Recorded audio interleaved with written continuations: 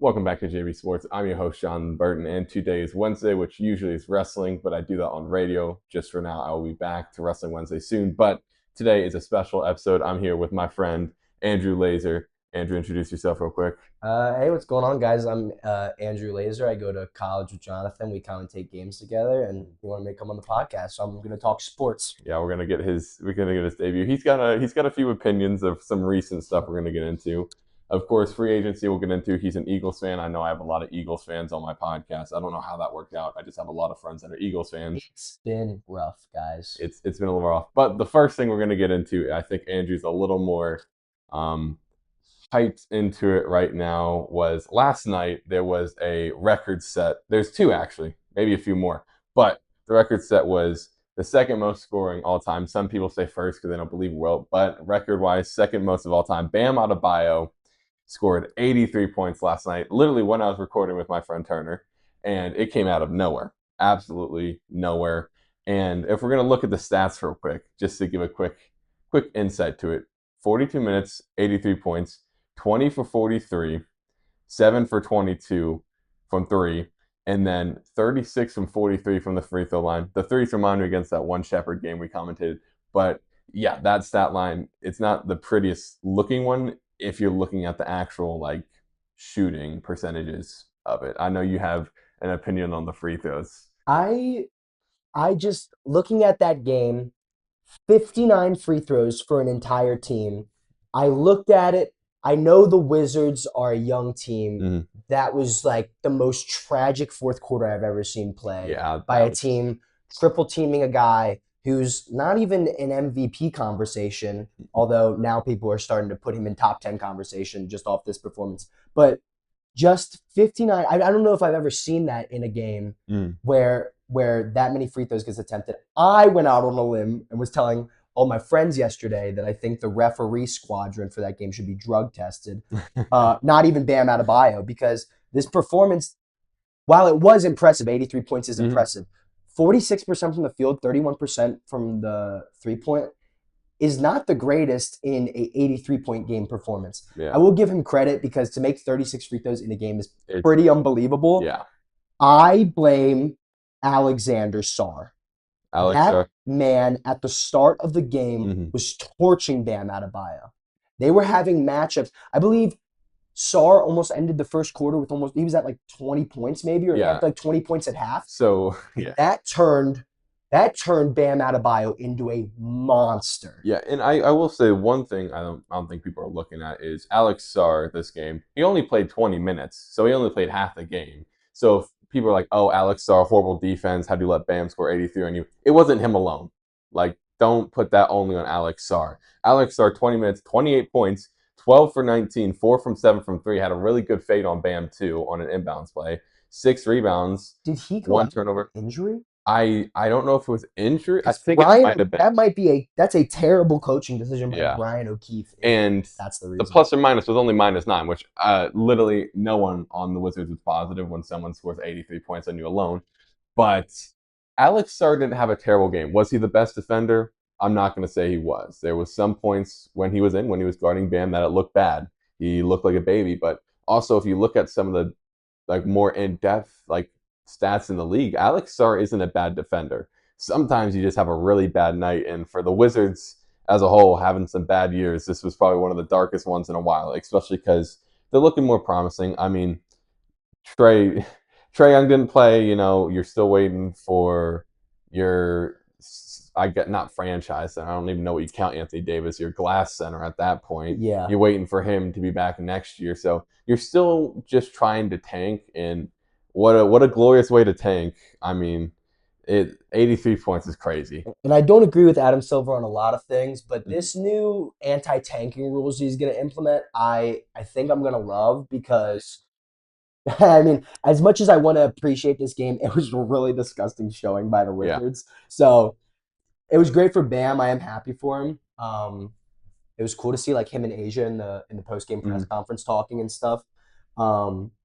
And yeah, I am happy for him. I just wish it would have been maybe a more efficient game, maybe not 43 free throws attempted. Yeah. Also, one more thing I want to give him props on. A lot a lot of and ones during that game. Oh, He he was was, yeah. dominating in the paint. And So I will give him credit and for I that. will say a lot of the fouls he actually got were fouls. I mean, they weren't the hardest fouls. I mean, it's like fouls we have when we're playing ball like, at the courts, but Yeah. it's like still getting fouled. It's just, I mean, props to him for making them. I airballed a free throw in high school, so I know how bad free throw shooting is because I'm pretty bad at it. But he did amazing, and he's closing in on like top stats in a lot of parts for the Heat. I mean, I think one graphic I saw, he was already first in defensive rebounds, and he's already top 5 in a lot of categories. So he's probably going to end up having a lot of top 3 stats in there. I But just saw that he's, I believe, defensive rebounds he is first. He's 300 rebounds away from passing Udonis Haslem for all time which for the Heat, and and Haslem Udonis was has done there. that since 2012. Mm,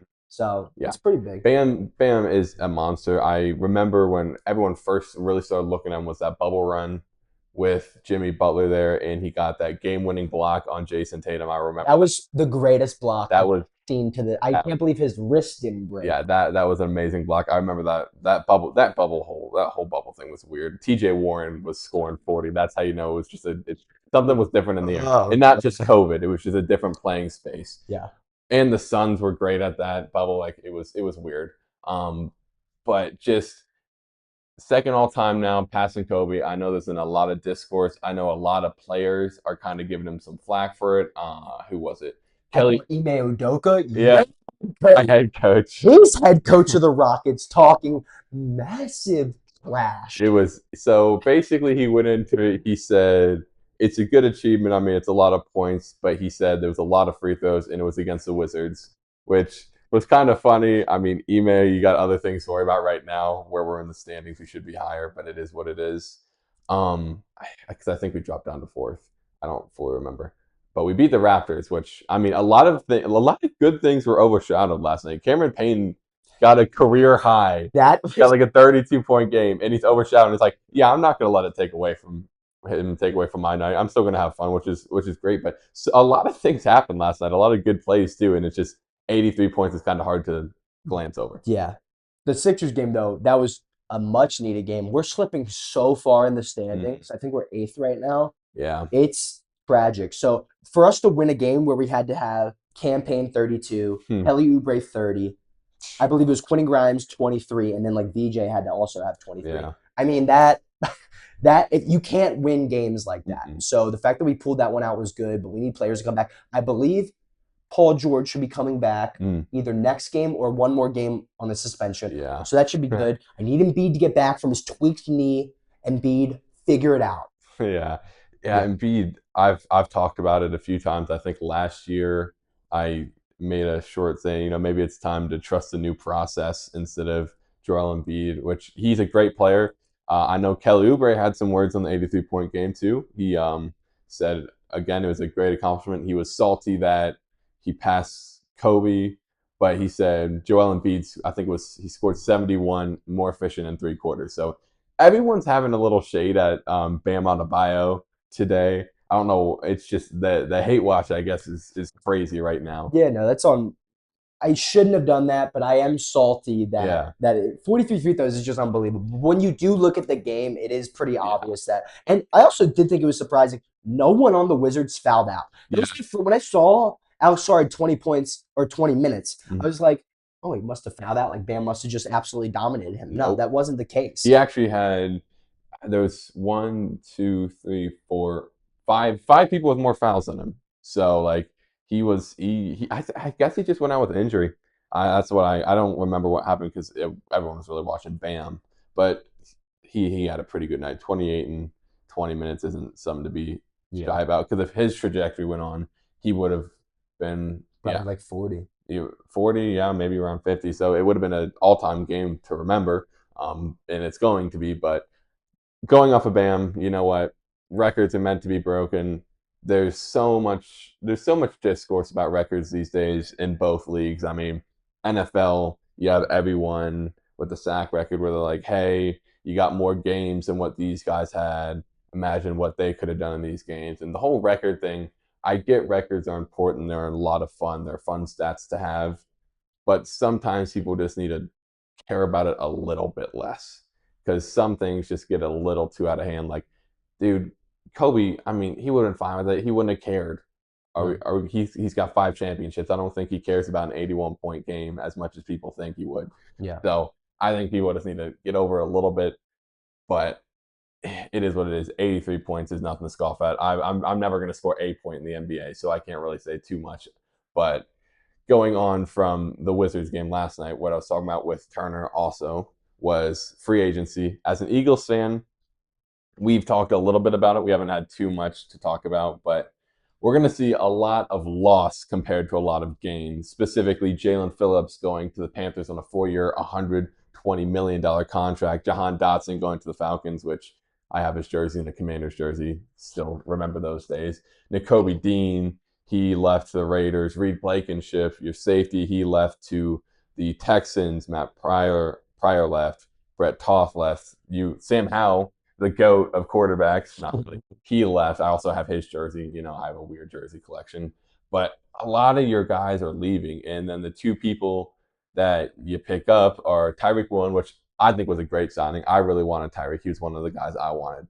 And then Johnny Munn, and then you re-signed Jordan Davis. Like you guys have drafted so well that it's hard to keep players because you have to pay them so much money. Yeah. Which is a good and a bad thing. Yeah, and I really do like the Tariq Woolen signing. I would say he probably had a down year compared to his like stellar rookie year. But I am excited. I do think he's like an upgraded version of Bradbury. The year we lost to the Chiefs in the Super Bowl. So I do think it's an improvement. I know he's a speedster. I think he's going to be perfect on the outside. And this was big for us because we needed to keep DeJean as one of the top 3. Yeah, I'm going to say top 3 nickel corners in the NFL. The one question that I have, though, and I think the biggest thing that we have going on, I am disappointed. Jahan, I understand we have our 2 big threats that we're trying to keep in Smith and Brown. $7.5 million isn't the biggest amount. I do wish we could have signed him, especially with his importance that he was in the playoffs for us. But it is what it is. Nakobe Dean hurt me so much. Yeah, that was what was it, 2-year? It was like 7.5 a year, or 8 mil a year. It was really. It was 3-year deal. It was 12 million a year. Yeah. For what he provided us last year, I think the one thing that Howie, and I'm never going to question Howie until he gives me a reason to, is I think he just didn't trust Nakobe Dean's health. He trusted Zach Bond being a first-team All-Pro linebacker. We already did extend him last season. Yeah. So I think this was just what we needed to do. And just so Eagles fans know, even though they're getting disappointed, is we still need to sign Jalen Carter. Yeah. So as much as we're upset about Jalen Phillips, I love Jalen Phillips. I think he was our best edge rusher last year, even though our interior was overpowered. But $40 million a year is something that we cannot provide unless that name is Myles Garrett or like Max Crosby or Brian Burke, any of those guys. So I do hope Jalen Phillips improves and has a great career. Believe he went to the Panthers. Yes, he did. So I am excited for him. I just think that, like you were saying, with drafting so many good players, it is what it is. And we need to keep Jalen Carter because he has the potential to literally be like an Aaron Donald game record. Yeah, an all-time great. So I am not as upset as some people are. The one question that I do have is our safety depth. Andrew Makuba had good highlights in what he played last season, but was very penalty heavy, and he's a big time player, but can get caught up in coverage. So I am nervous about that, and I cannot see Sidney Brown start. So we need to find an option at strong safety. I will say, at least you won't have to watch Keely Ringo as much anymore. The only Georgia player I did not enjoy watching on the Eagles team. Because now you have Quinyon Mitchell, Cooper DeJean, and Tariq Woolen, which is a terrifying trio. Yes, I'm excited for. Which, as a Commanders fan, I'm happy for you because you're my friend, but I'm also like, dude, we couldn't. I mean, we got Meek Robertson, which isn't bad. I like Meek a lot. I think he'll have a pretty good year. I think it was a little underwhelming for what we thought. I mean, I don't know why I buy into the media every year. Media every year is like, oh, Commanders have so much cap because we don't spend any money, which we actually have spent money. We've made some great pickups this year. I'm really happy about. But I really wanted Tariq Woolen. That was the one guy where I'm like, we have to find him or at least not let him go in division. And of course, he ended up going to the Eagles. But it is what it is. But yeah, some of these losses you're gonna have to try to atone for. What do you think? Do you think you just try to find the free agency left, or do you try to do it in the draft? I am always going to trust Howie with the draft. Yeah, I was gonna say Howie is a draft menace. Especially because we're not doing like, and obviously in hindsight now this didn't happen, but we're not doing the Ravens thing where we're trading our entire future away for like a top edge. And I'm not blaming him for that Crosby trade. I do think that was like an okay trade to make from both sides. But I just feel like we're so good at developing players that I'd rather trust the draft, but also it gets me nervous when a lot of people like Nakobe Dean is such a good pass coverage defender getting across the field that I do think I do want to look for like a speedy linebacker because we are going to miss that weak side. Because I do know we have depth at the linebacker position, but we usually only play two linebackers. So even though we have depth, those guys don't have the experience that Nakobe brought. And the chemistry with him playing behind Jalen Carter and Jordan Davis, which is where he had all his success at Georgia.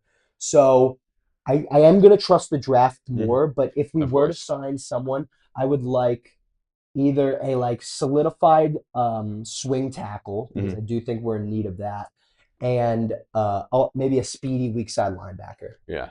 I will say there is like one star, Dre Greenlaw. He's pretty good. I don't know if the money though. I don't know if you got the money to sign him. We'll have to see on that. But because you gotta have this whole Jalen Carter situation. I think that's what you guys are doing today. I think you're like, dude, come into the office. Let's have a talk. You and Howie have a talk. Try to figure this out because it was rumored that they were listening to trades. Which if he got traded, that would be insane, especially after this Max Crosby stuff with that getting rescinded because he did not pass a physical, even though everyone knew he wasn't going to pass it yet. It wasn't time. He just got surgery over the offseason, which is why I was really confused with the Ravens. We're transitioning to it now, which was confused why they let him like rescind it. I mean, they got cold feet. Maybe they're like, you know what, we didn't get the free agents we wanted, so we wanna get our picks back. But instead of getting no edge rusher waiting to the draft, they actually pick up Trey Hendrickson on a quick deal, and which I believe it was 4 years, $112 million. Which nothing was guaranteed, I don't think. So they are able to cut him at any point.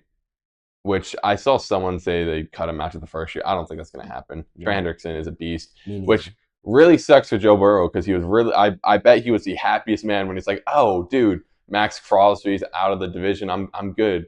And then one of your best friends, $60 million guaranteed for Trey Hendrickson. Okay. So not full guarantee, but full. I don't think Trey Hendrickson is injury prone enough to where that's going to be an issue. He really only got a bad injury last year. Like that was the first like bad one, which you still got to see how it recovers. I think he'll recover fine. I mean, he had 4 sacks in 7 games, so that's nothing where you can be like, all right, he'll be fine. Even if he does half of what he did 2 years ago, that's like 11. That's around 10, 11 sacks. So like you can't be too mad at that. Actually, around 9, somewhere around that. Yeah. But it's just. It's frustrating to see a team just be able to do that and be able to sign someone right away. And it's more just because, not that I wanted Hendrickson anymore because we got Elway and I was really happy about that. And that's kind of where my shut off for him was because I already knew Hendrickson wanted 30 million plus, and I was not willing to give him that. He was hurt. I don't know what his attitude is like. Everyone knew he kind of wanted to go back to Tampa. That's what we talked about last night, but he ends up going to the Ravens. And that Ravens defense is, I don't trust it anymore. Like last year, I was going into them like their defense is the best constructed defense of the league. I mean, you look at their corners, you look at their safeties. They got the best safety in the league. They got great corners. They brought Awuzie back this year now, and their defensive line was pretty good. You got stars there, and you just don't trust it anymore because their secondary, especially those first few games, like that first game against the Bills, which everyone kind of forgot about because how crazy the rest of the year was. Like that was an implosion. That was insane that happened. And since then, their defense got a little better, but they didn't get too much. So while Hendrickson will help, I mean, how much do you trust their defense right now? And I do think they're into the division. Even the Bengals were actually running the ball a lot last year with Chase Brown, but they are in a pretty run-heavy division with themselves, obviously, Steelers, Bengals have gotten more into it. Browns need to because they don't have any other option. Yeah, Quentin Jenkins, which he was pretty good last year. Yeah. So the one problem that I have with this signing by the Ravens, and I do think it's better than nothing, compared to Max Crosby, it's a big downgrade in the sense that while I do think they do compare, but I do think Max is superior in this aspect. In pass rushing, Trey Hendrickson is known for having one of the smallest arms and reaches as a D lineman. That was the reason why people didn't think he was going to be a great edge rusher when he came into the league. So, and it has stats that back this up that he is a below average run defender. So I don't know if he takes those plays off or he just really isn't skilled at getting off those blocks. But I do think that is going to be a problem for the Ravens, especially when he's going to be like a 4-down guy. Yeah. Well, because he's your sack guy. That's what he does. That's what he did for the Bengals. Yeah, I do think that is just something to look out for. Because Max Crosby, I believe, was top. I don't know if he led the NFL, but was top 5 in TFLs. And it was like pure domination, swim move off a tackle, tackle the running back for 3-yard loss. So I am excited for Hendrickson, and I do like his environment. I do agree with you where I'm not sure about his attitude, especially how he handled that whole Bengals situation. A lot of press conferences, he seemed very annoyed. And it was like he wasn't even with the team most of the time. And yes, he wouldn't show up to any, like the mandatory camps and stuff. And the whole problem with the Bengals last year, I mean, they didn't handle it well. I'm not going to say any party handled this well. I mean, you had a rookie he was holding out too because he was going to deal in a rookie that did not do well. And I didn't think he would do too well either, which now he's going to be your guy you got to try to rely on when Shamar. But like, he wasn't there. He was back at home, which, was fine. But, you still want to show up to stuff. I mean, Terry also did it, but Terry showed up a little more. Like, he still showed up to some things, which at some point you do have to sit out. But Hendrickson, it's like just the unreasonable demands, like $30 million after you just came off of a muscle injury in your pelvis and hip and you had to get surgery. It's like, dude, you got to know that injuries kind of hurt your value right there, because you never know how bad an injury can be technically to someone. It can hurt them a lot. It can hurt them a little. You never know. Of course, I want him to be good, but he's just, sometimes it seems like he's a little too demanding. Yeah. For my liking. Yeah, I agree.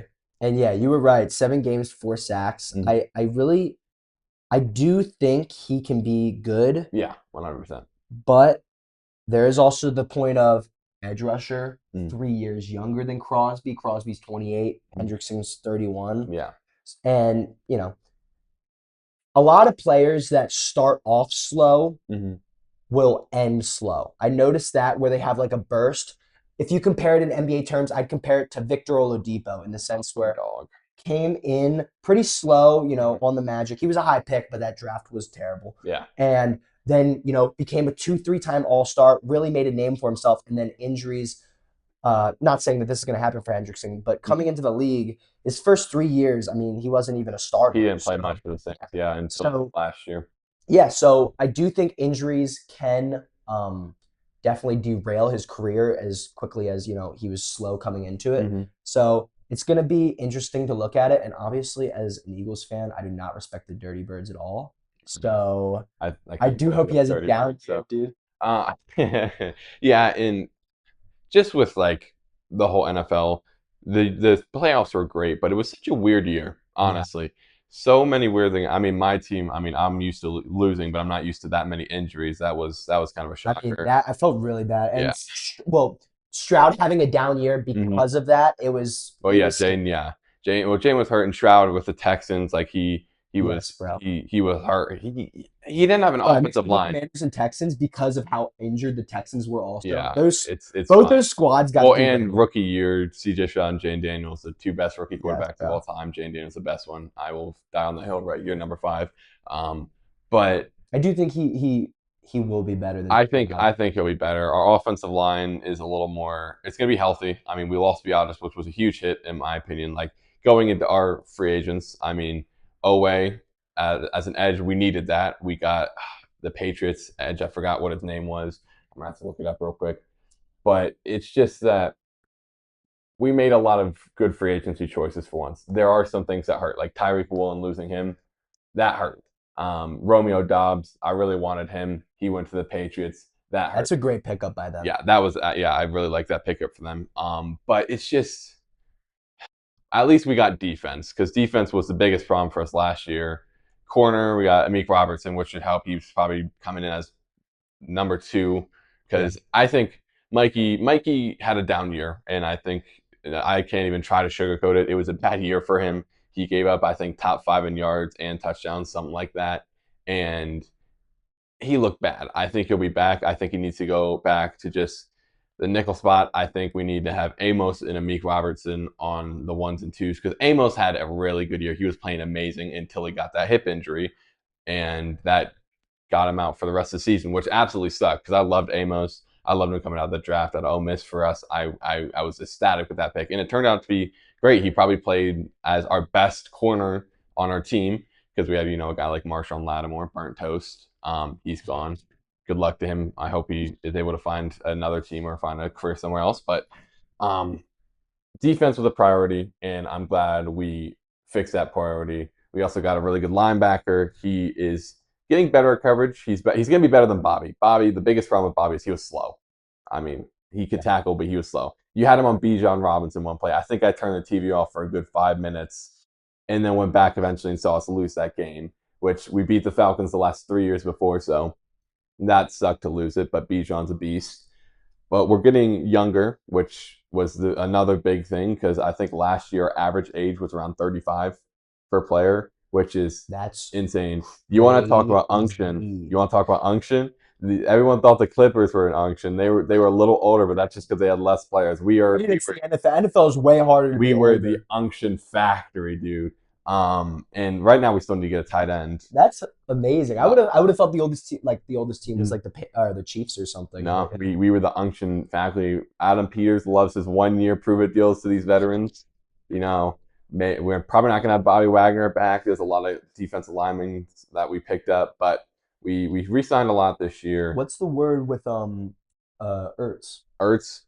He would like to be back, but I don't know how the injury's healing up. Yeah. I would totally be fine if he comes back on a quick 1-year deal, does a kind of an Alex Smith thing where he plays a little bit, but if he's fully healthy, if he wants to play and he feels healthy, that's totally fine. I just don't want to see him get hurt again. Yeah. That's my biggest thing. I don't want to see Zach Ertz get hurt again because that was a really rough injury in a time where the games didn't really matter too much anymore. Honestly, I wanted to lose more games than I wanted to win, which a lot of people are like, oh, loser mentality. Listen, I got to be realistic. We weren't going to do anything. We needed to pick. We've got a higher pick this year, 7th, which I don't even know who we're going to pick now. This draft has been flipped upside down. And a lot of it has to do with Max Crosby.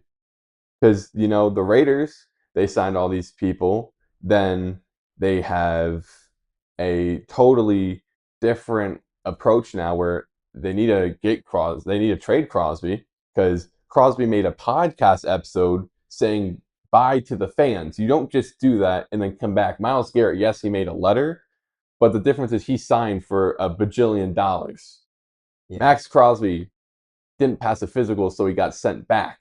So it's a whole different situation where it's like you almost have to just get him out. And it's interesting to see where he's going to go. I don't know where he will, but he's not going to get 2 firsts anymore for it. And for a rookie head coach, we talked about last night, rookie head coach in Kubiak, the first year you're starting, your star player you already traded once and you got passed back to, I don't think he's going to want to play for you.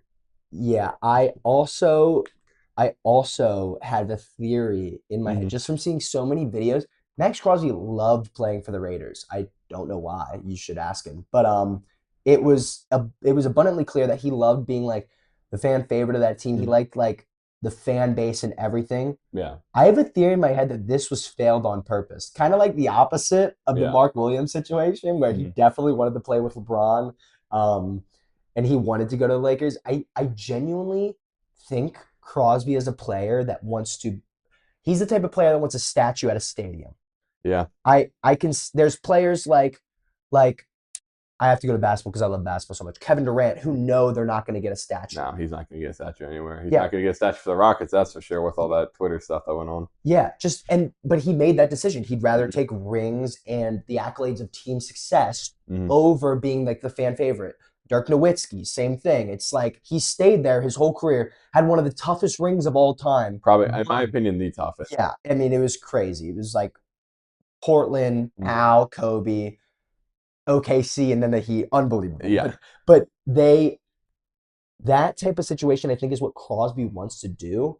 And I think he's living in La La Land in that situation because the Raiders literally have not done anything sufficient for him. Yeah, in the last decade. I mean, just in the last decade, they haven't really done anything. I think they've been to the playoffs like one time with Derek Carr. Once or twice, yeah. Yeah, that didn't really work out. So I do think they're going to keep looking for options, but I do think that part of this was Max Crosby not wanting to go to Baltimore. You think? I think it was part of it. I do think that that's maybe a dumb take to some people because the Ravens are such a, good team. Storied team. Year in, year out. But I think Max Crosby has like that pride. He has like that pride thing to him that he wants to make a name for himself as an all-time Raider. And by the way, he's got the look of a Raider for life. Like he already is kind of an all-time Raider just because of the stuff he's done, but he wants to solidify him as the all-time Raider, which he could definitely do if he stays there.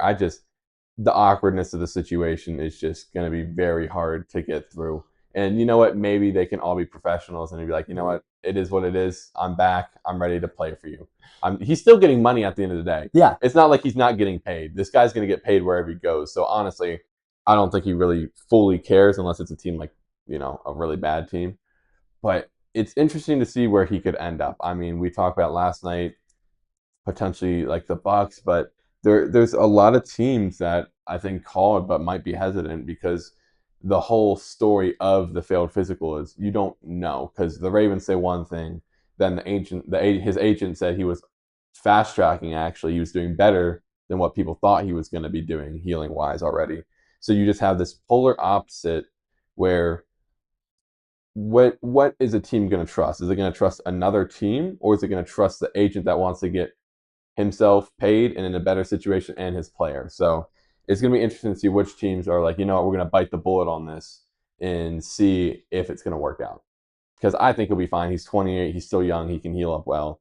And I don't think it's going to be too much of an issue, personally. But yeah, I agree. And it's just, I'm looking at his stats again. It's just crazy what he does on both sides. And I need you guys to also understand, going to a contender, he's putting up like top 5 edge rusher stats, maybe top 7, top 8, when he is the main focus. There's no one on that D-line that they're worried about other than Max Crosby. So these are stats when he's getting double teamed, maybe even triple teamed some plays because they're so worried about how he's going to affect the game. The Myles Garrett treatment. Yes. The Aaron Donald treatment, yeah. So I think as much as people think like, oh, he should have crazy stats on a one-man wrecking crew, I think he may not have even reached his peak in terms of what happens when he has a one-on-one all game. Yeah. Are you kidding me? What happens when there's an edge on the other side putting pressure? What happens when he's against the worst tackle all game and that tackle is getting swim moved to smithereens? I was going to say, what if he's against Will Campbell all game? It's going to be belt to ass. It's going to be so bad. Yeah. And I see that point because he really has been on a one-man crew. I mean, what was the one player that was there? Williams. Was it? No, it's Wilkins, which that was a whole different situation where that played out in a whole different way. I totally forgot that happened. Yeah. Christian Wilkins, which I'm not going to get into that stuff. That's a whole different video for a whole nother channel. Yes. But he really hasn't had that solidified guy next to him. Wilkins was that closest thing, and Wilkins was was kind of a disappointment, I feel, for the Raiders fans, especially how it ended. Yeah. 5 games, 2 sacks. Yeah. For Wilkins. So yeah, I remember loving him playing. Like on the Dolphins, he was like one of the funnest players to watch. So yeah, that is sad. And then you stand over there and you're like, all right, the Raiders have a really stout D-line right now. They got 2 number 1 guys in their rightful position, not the number 1, but number 1 type players in their positions.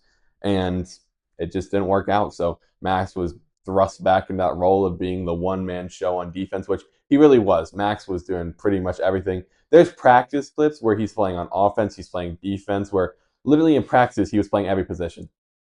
He was playing everything. So that's where I'm kind of like, would he want to still play for the Raiders at that point? But seeing the differences because they can still afford him. Surprisingly, I think me and Turner saw a video last night where mathematically they can't afford to keep him. They just can't get anyone else.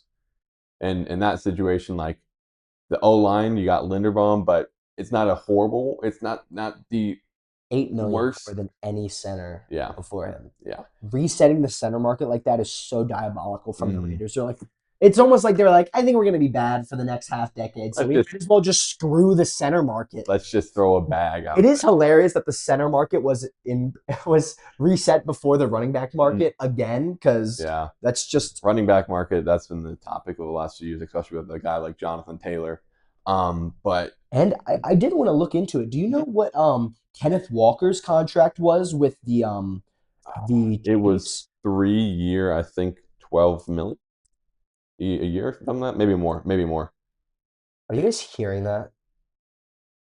3 years, $43 million. Okay, so it's around. So it's 15 a year. 15 million a year, which for a guy that was Super Bowl MVP, literally a handful of months ago. Jalen Phillips, guys, got signed for $40 million a year. So that just shows the difference in position value. That's unbelievable. And you got guys like Rico Dowdle who made he made some pretty good money himself, and all these the running back market is something that like you're just like really like they got to get paid more, and that's why the cap keeps increasing because you got to pay other guys more. But the things that are resetting aren't the ones like last year. I believe the cornerback market got reset to oblivion. You got this year the center market's going to be reset. Last year also, of course, you have the edge market because you had T.J. Watt, you had Max Crosby, and you had Myles Garrett. I think all three get different contracts that became the number one at their respective time.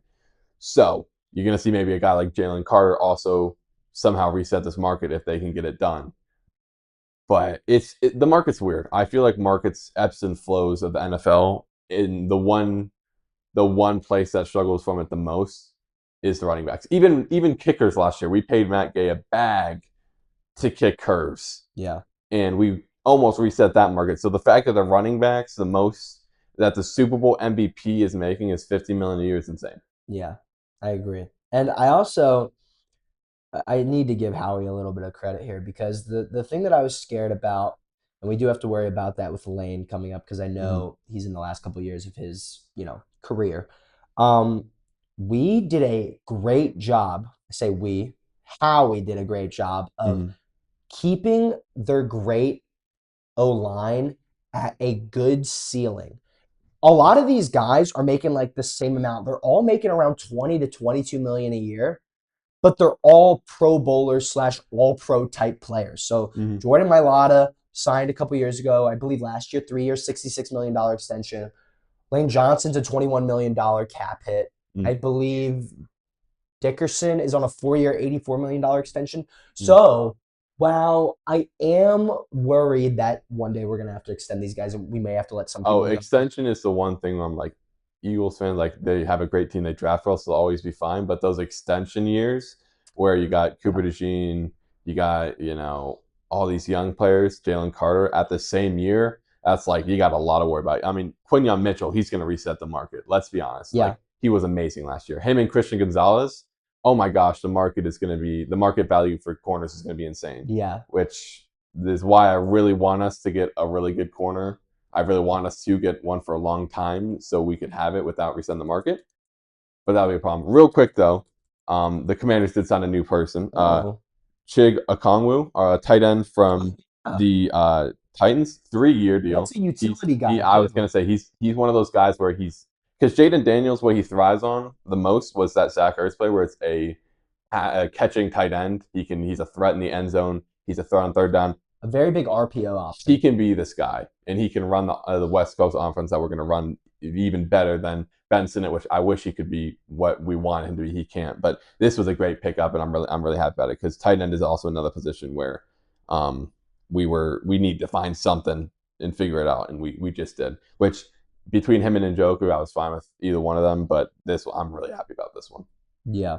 Would the Commanders be looking for a nickel? Is that what you're looking for right now? Because I was just trying to look at who's the best available. Jamal Dean is on the market. He's probably a top. He got signed to the Steelers. When? Like 2 days ago. Well, homie, it would be like maybe yesterday, maybe the day before. I don't fully remember, but yeah, he got signed already. That's unfortunate. Yeah, and Mikey's going to move back to the nickel, and I think with the defense we're going to have on, because we're going to have a 3-4, I think it's going to be a lot better for the corners. I mean, they're going to have to work. I mean, I'm not going to say there it's going to be smooth breezing, but Mikey with the reduced role, not having to guard number ones, because he could guard number ones. I mean, he locked up AJ Brown once. I mean, that was, if we look at the stark difference from year to year, if we remember what Emmanuel Forbes did, got dominated, got sat. The first game we bring him back is against AJ Brown again. Thanks, Ron. Thanks, Rivera.